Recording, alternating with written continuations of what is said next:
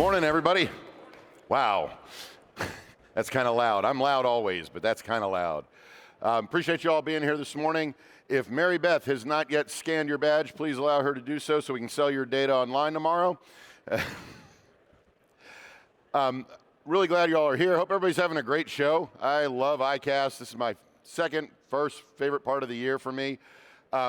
As John just said, I am going to be talking now about social media and how we move from the content we're turning out into revenue, because that's what we all want, right, is revenue. That's kind of why we're all here. But I do want to give a quick plug that at 1 o'clock today, I will be giving a talk about artificial intelligence and the recreational fishing industry.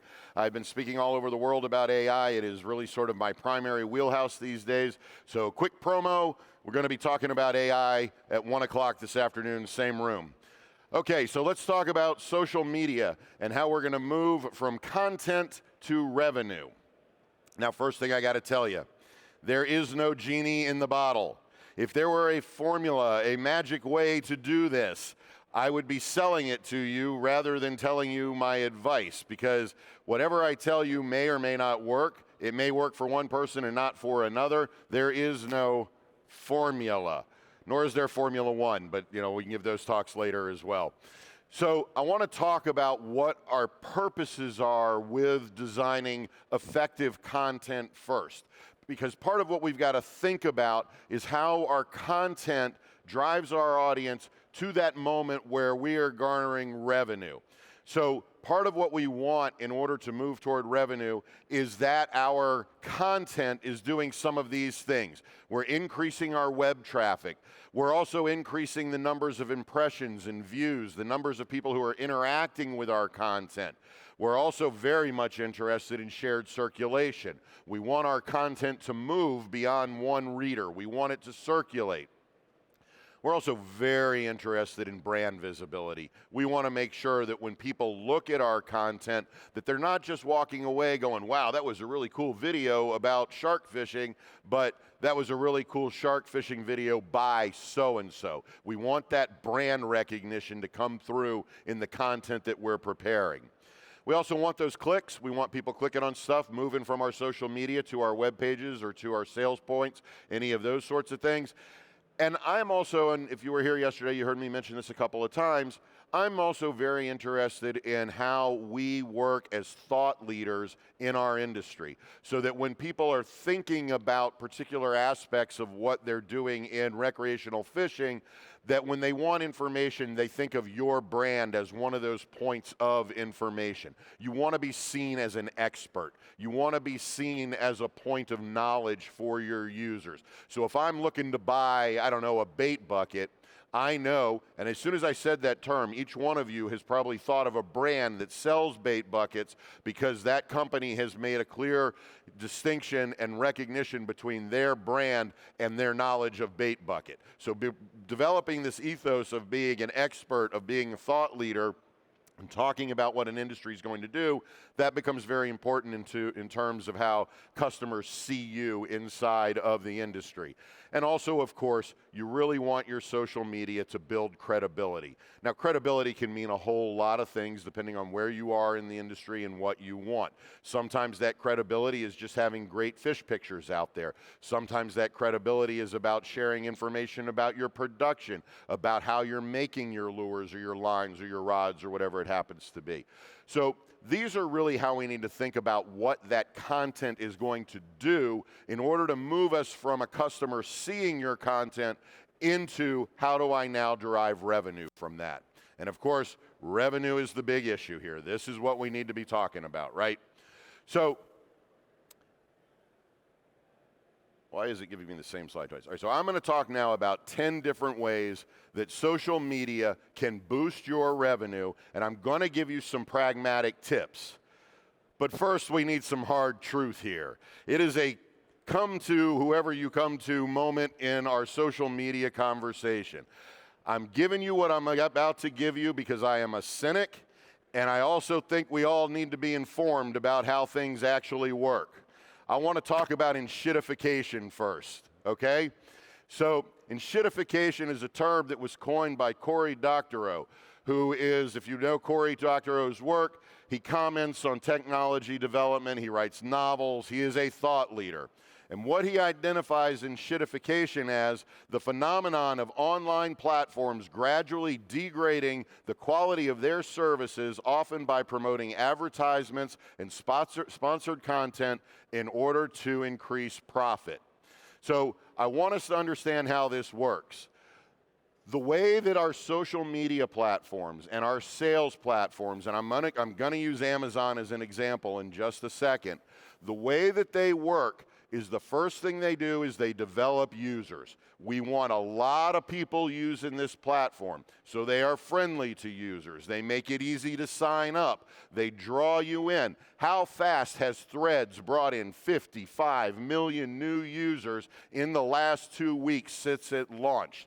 Because it's user-friendly and it's designed to bring in new users. But what that platform will then do is it will start to ignore its regular user and focus on its business customers, those clients who are paying to be on that platform.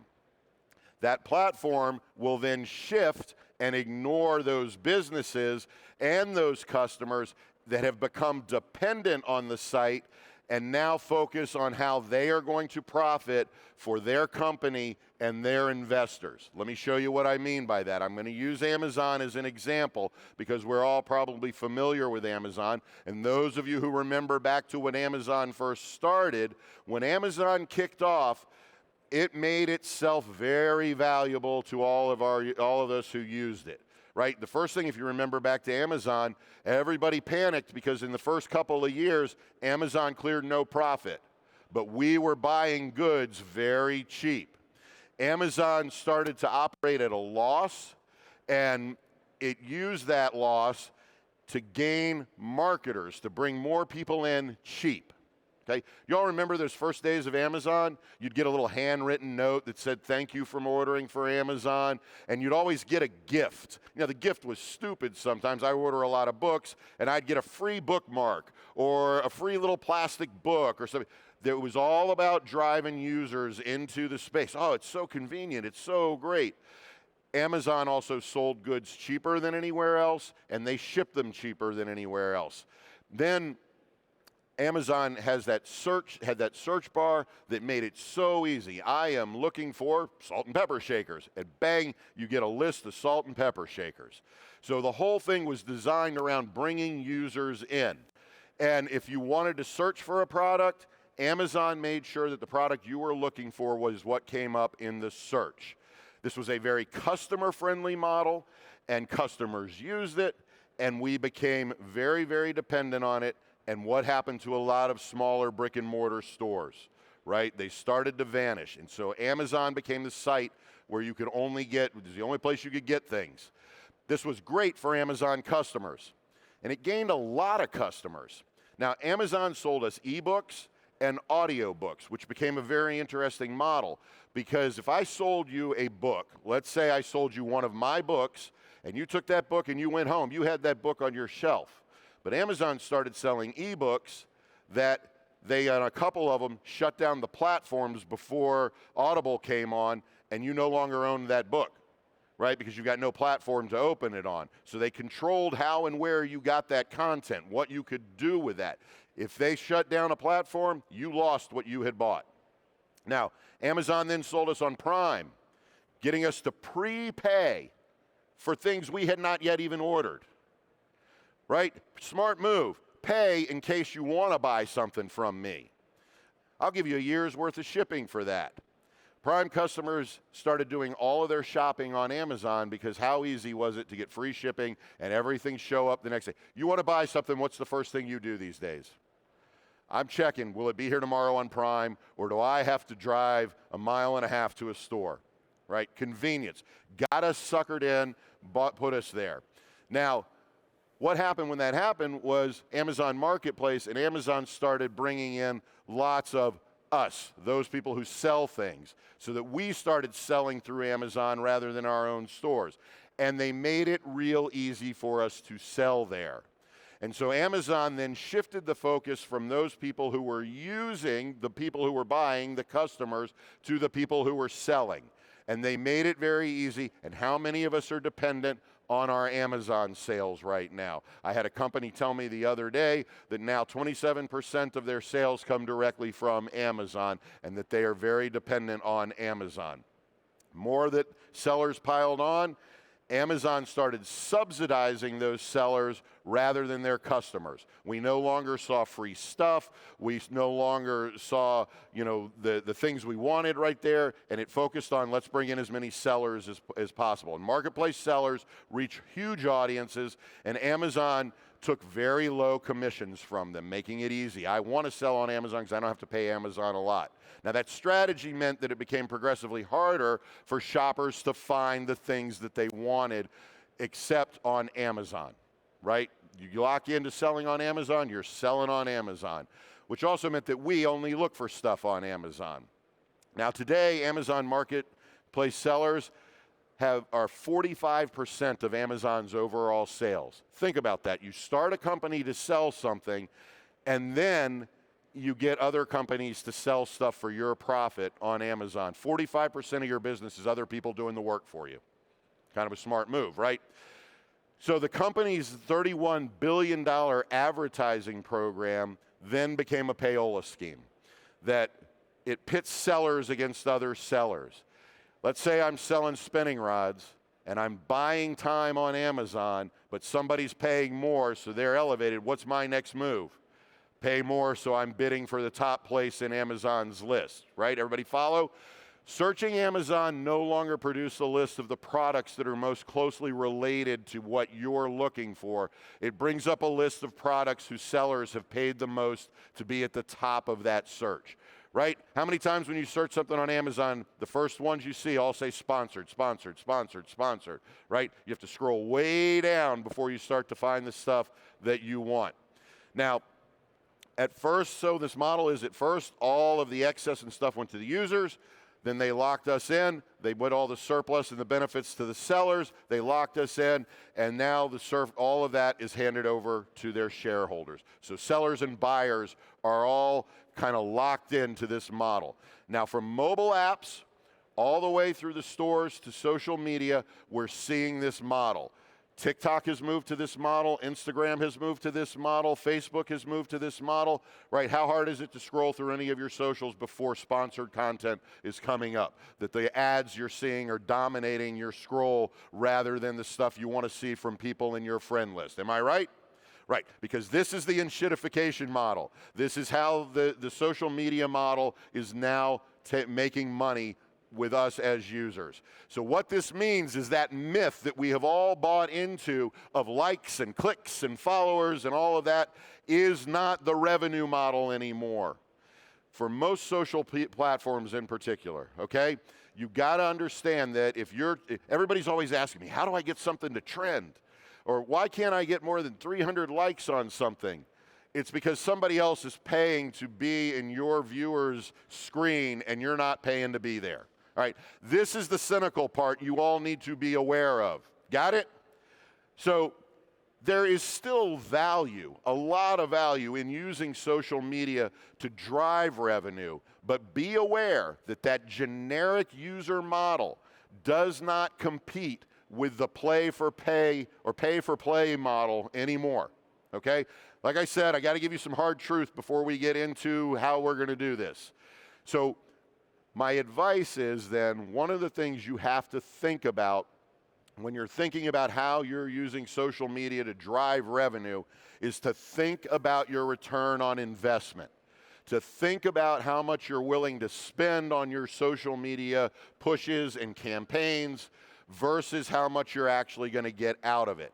And I also always add, because a lot of people don't think about this, think about your time investment too. Yesterday when I was talking about content creation, I gave some suggestions for automating your content creation and churning out stuff.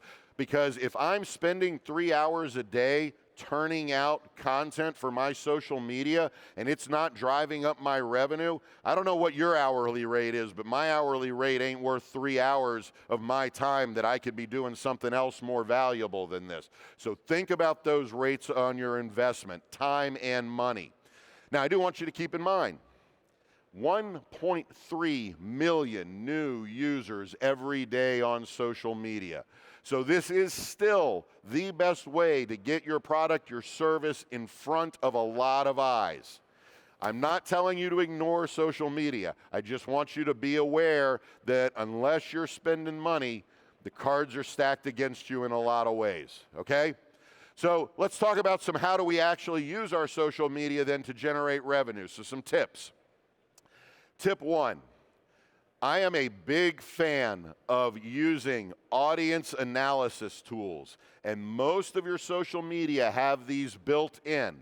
This is one from one of my videos on my YouTube channel, and not that you can read it or that it even matters, but my point being is you can track not just how many people looked at it and how many liked it, where they are, how much time they're spending on things. And all of that data and information can help you then redirect your next post. Wow, I've got a lot of readers in the Outer Banks of North Carolina this week. I need to do something that's going to focus on them. I need to talk about how my rod is perfect for fishing out of Kitty Hawk or wherever it happens to be.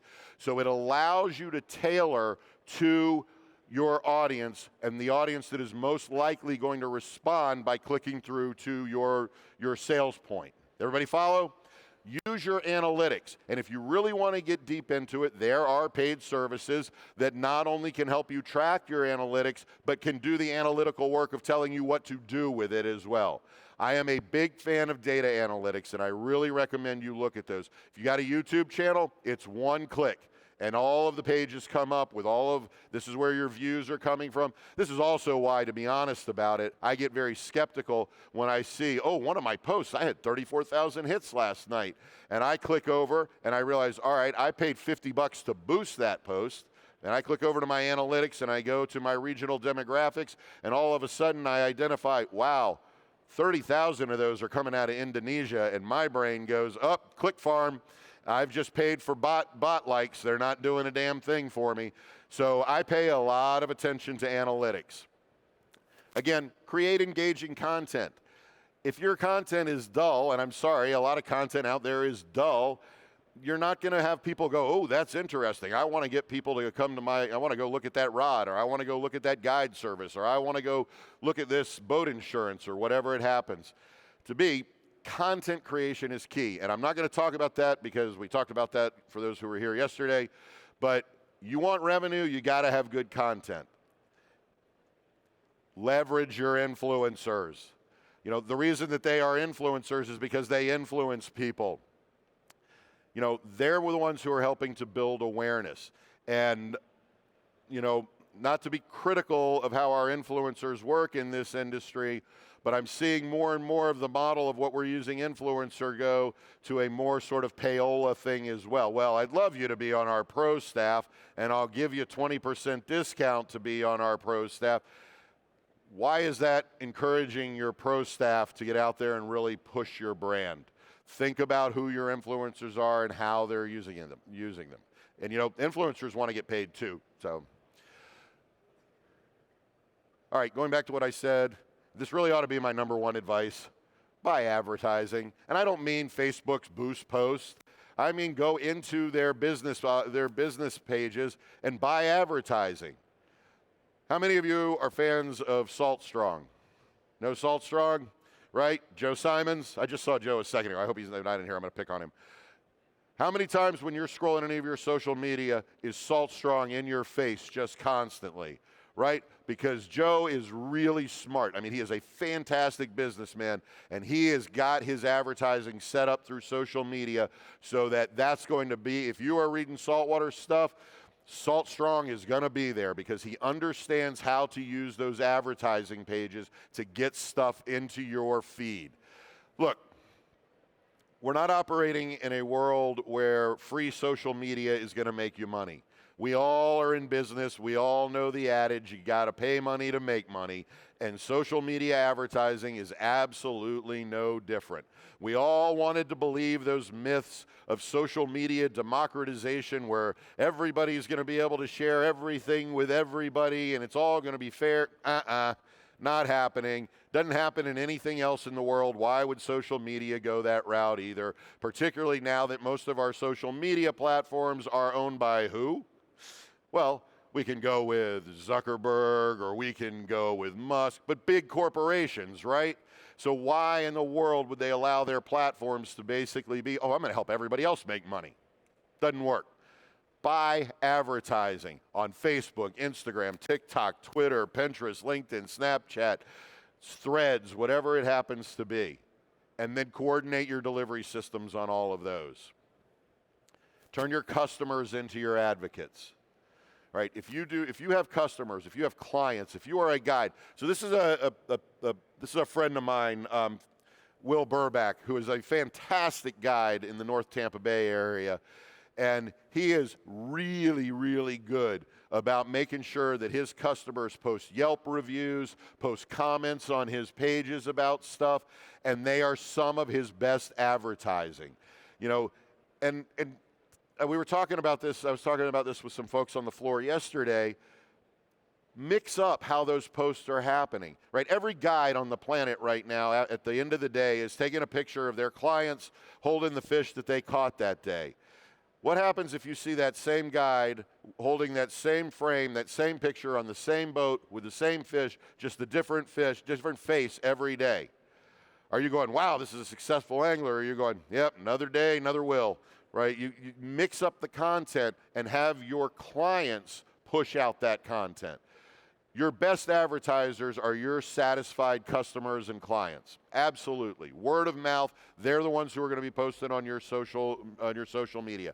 They can push up revenue more than your influencers can because everybody sees an influencer. They know that they're an influencer. They know that they're sponsored. But if Joe Schmo is posting about how good you are on Yelp or any of the other review sites, now I'm going, oh, look, this really sweet family from the Midwest just fished Will Burback out of North Tampa and had a great day. That seems like my kind of way to fish, right? Everybody follow? All right, this is another one that I want to really emphasize with you. Be consistent and be constant. If you are not paying to be in the thread, in the stream, if you fall out of the stream, it is very difficult to come back in and post and start back at the level you were when you stopped. I took a hiatus on one of my social medias and I posted a picture, and normally I won't tell you how bad my numbers were, but I was consistently getting the same general area of numbers. I dropped out for a couple of weeks, posted again, and I was down by like 90%. And it wasn't because my content changed, it was because the algorithms that drive these is the more likes things are getting, the more apt they're going to be put into the threads of the people who are hitting likes. But because I was out of the stream, now I've fallen back. 2 steps forward, 1 step back. You've got to be constant. This is also why I recommend automate.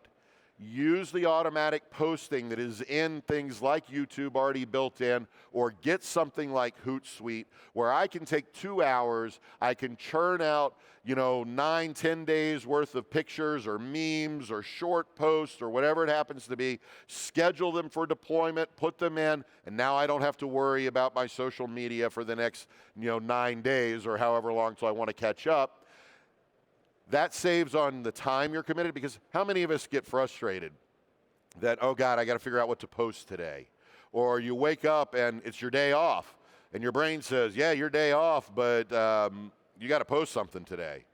I always recommend automating, and I also recommend caching content, because on those moments when you run out of what do I say next, what do I do next, to have some generic stuff that you can go to and go, yeah, I'm just pulling from this today.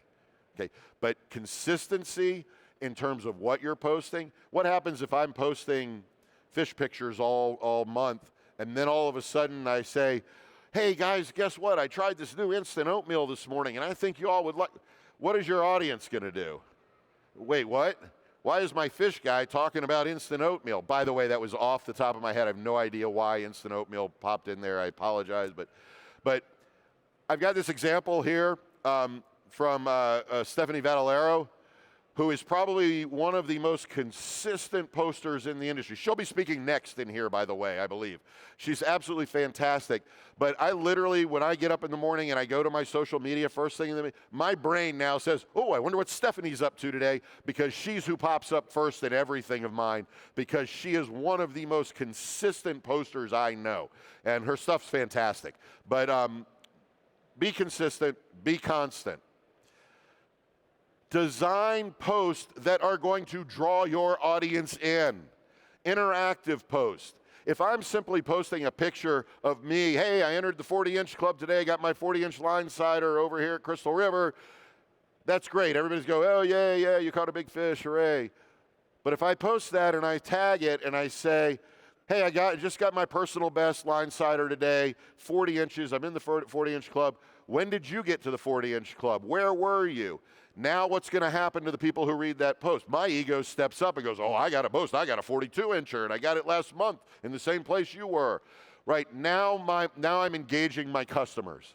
Now they want to talk about things. So Berkeley Juke being released, here. So if I had anything to do with Pure Fishing's marketing and I was with Berkeley, my post wouldn't be announcing about, hey, here's the new Berkeley Juke. I haven't fished it yet, by the way. How have you fished it? What's your favorite retrieve on this lure? Because it's got that new squared off coffin lip kind of thing, and it's got a weird retrieve. I want to know how my users are using it so I can talk. And also from a perspective of Pure Fishing, I'm also now gathering customer feedback that I can think about, oh, nobody likes the way the split ring is tapping on the coffin lip when it's swimming, right? So now I'm also gathering information. Interactive post, engage your audience, right? Giveaways. Everybody loves giveaways. You want to draw people in. The fastest thing to do is give something away, and all of a sudden everybody's going to want to be there, right? And I'm not talking about you have to give away, a $300 Yeti cooler or a $400 Fenwick rod or whatever it happens to be. Give away a T-shirt. I was literally walking in here just talking to somebody saying if I were selling something these days, I would go and I would buy a case of Gildan T-shirts, right? The ones you can buy online, dirt cheap. I would print them with my logo, and they would cost me almost nothing. And on my social media, I would say, all right, whoever can show me the picture of the biggest snook, I'll send them a T-shirt. Won't cost me anything. I don't have to follow the laws of giving away raffles or things like that have legal backing. And what's going to happen the moment I say free T-shirt to anybody who can send me their favorite picture of over 40-inch snook? What's going to happen to that post? Bang, bang. Everybody wants a T-shirt. Everybody wants a buff or whatever it happens to be. I would find stuff to give away. You want to do a big giveaway? That's even better. Share your user-generated content. Repost it. Retweet it, share it. If you see a post that somebody's using your rod, your reel, your product, but they've not tagged anybody in it or anything, hit reshare, hashtag it, hit it, tell them thank you for using my rod. Bring your customers into the process, because what that customer going to do, what happens if Berkeley reprints my post on their new lure? How do I feel? Oh, wow. Berkeley Fishing recognized that I exist. What am I going to do? I'm going back out and buying more Berkeley Jukes, right? So your users, your customers want to feel like you as a company acknowledge their expertise as well. Use the customer network, use the networks, your social media networks that your customers already use. I love it when I'm in a group, when I'm in a fishing group, and I'm scrolling through the other members, and I see that, I don't know, pick a company, that Sims is also following this group. To me, it acknowledges that group's worth being in. But now Sims is also seeing how we're talking about stuff. So as a company, as a guide, whatever service, whatever product get in the same groups where your potential customers are, but do not then start just posting advertisements. Because if I'm in a group let's say I'm on, I don't know, Chesapeake Bay striper fisherman group, and all of a sudden somebody selling striper bucktails joins the group, but every other ad posts an ad. That's why anybody join a group and the first thing it says are rules, no posting advertisements, right? Don't post advertisements. But as a company, if I'm selling lures, it's really cool to say, hey, what'd you get that on? Or it's cool for me to say, wow, I see that you were using one of our jigtail bucktail lures to do this. Now I'm engaging. You know, the more your customers feel as part of what you're doing, the better off you're going to be. And here's my bonus tip. Use shoppable content. Anybody heard that term before? Shoppable content is content where your customer can buy directly on your social media post. It can redirect to a web page or whatever, but make your content shoppable. Some sites like Facebook, you can purchase shoppable platforms so that when you use it, you say, I want this to be shoppable. It will create a button and you can put buy now right from, right. How many people fall for the Amazon buy now? Oh, I live by buy now on Amazon. If I'm looking at something, I go, wow, that looks like a really cool tackle bag, buy now. You want the same thing on your social media. You don't want them walking away and going, wow, that was a really cool tackle bag. But, you know, I better go look at Cast King's tackle bags and Plano's tackle bags and whoever, you know, all the other. I want, wow, that's awesome looking. Buy now. And so, bonus tip, use shoppable content. You can build it right into your social media. All right, that's what I got to say about social media to revenue. Thank you all for listening to me ramble. You can contact me at any time. My email's there if you want to get a card.